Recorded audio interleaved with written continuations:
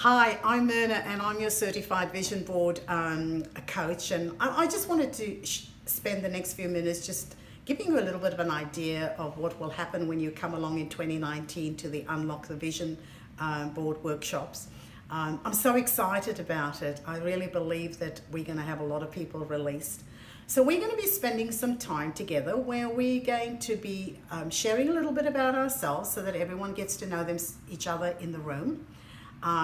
We're going to be going through a process which I called grabs, which is where we'll be looking at different areas.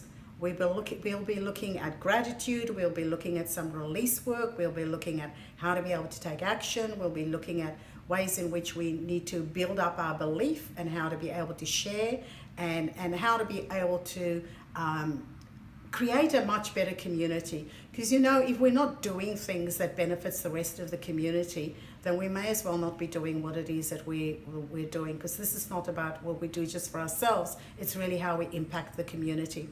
We'll also be looking at values, what your top 5 values are, and you need to choose those top 5 values that you're going to be focusing on for 2019, so that every decision that you make, every step that you take is in accordance with those values that you've actually set for yourself for 2019.